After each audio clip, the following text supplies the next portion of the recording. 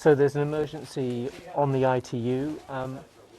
The head of critical care was seeing via walkie-talkie whether he could give a second opinion. Yeah, do you want me to stop and done and come in? But he needs to be there, so the full kit has to be put on. It is completely unimaginable, and we're not at the peak yet.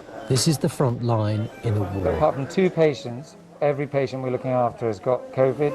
We can't cope with a big spike. We just can't. Every day, some battles are won. Is one of the doctors here? And some are lost. So he's been on 75 and actually the HIV was changed. All the patients here are critically ill. We're planning for many more patients, so all our theatres to be full of COVID patients and possibly beyond. It is, none of us have ever seen anything like this. This used to be a recovery area for patients after surgery. Now it's an intensive care unit for COVID-19 patients. A huge part of the hospital has been transformed in order to deal with coronavirus. I've been in intensive care nursing for about 23 years now, and I've never seen anything like this. Even the London bombings, I've never seen it in such a short, condensed period of time. Many of the patients here are elderly or have underlying health problems, but not all. I think perhaps I was a bit naive when we started. I'd assumed that it would be the older and the sicker. In here we've got a mixture from people in their 40s to people in their 70s. A lot of them have got high blood pressure and diabetes or a bit of respiratory disease. But some of them are coming through who are young and fit. The patients here have severe pneumonia, inflammation of the lungs. They must be heavily sedated while on a ventilator, a machine which takes over their breathing. Patients can spend 2 weeks like this. Many drugs are being tested, but there is, as yet, no proven treatment for coronavirus. So it's oxygen and organ support and amazing nursing care, really.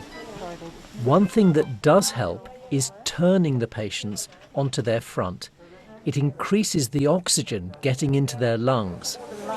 What seems like a simple procedure takes time and lots of pairs of hands. Okay, everyone all right? Yep. Ready, steady, 90. With ventilated patients, extreme care is needed. Okay, ready. All of this while staff wear full personal protective equipment. Well done, that's great. Okay, can we just check that he's ventilated? Their only barrier against coronavirus. Every time a doctor or a nurse goes onto the unit, they must don full safety gear. You can't wear this and work for more than a couple of hours because you've got a crashing headache, you've got a dry mouth, you have to get out. Staff write their names on their aprons so they can be quickly identified. They use walkie-talkies because their visors mean they can't communicate on phones. It is draining, physically and mentally. It's really hard, and some of our staff really can't cope with it. We've got a huge number of nurses, doctors and physios, and not all of them can deal with it, so they can only spend a short time, or not just any time. It's not uncommon for some of our staff to have had panic attacks, and just finding this so stressful. So we've got to really support people. Some people just can't do it. Despite the possible risk to themselves, the medical staff carry on. 12-hour shifts, 60 hours a week are the norm. They worry about the patients, about each other, and about those they love. I think it's very hard on our families. My kids are at home, my wife's homeschooling. It's easy in a way for me. I'm doing my job, I'm busy all day. They don't really know what it's like here, whether we're bringing home the virus, and they've just been amazing. Just let me do what I need to do, and I'm just incredibly grateful to them. What is striking here is the sense of calm. In the face of adversity, doctors and nurses simply get on with the job. the staff here are dealing with the biggest challenge ever faced by the NHS. They can save many of the patients, but sadly not all of them. And still, more patients keep coming every day. And no one is sure how long this will last. For now, they can cope, but that depends on all of us playing our part. What is your message to people watching or listening to this?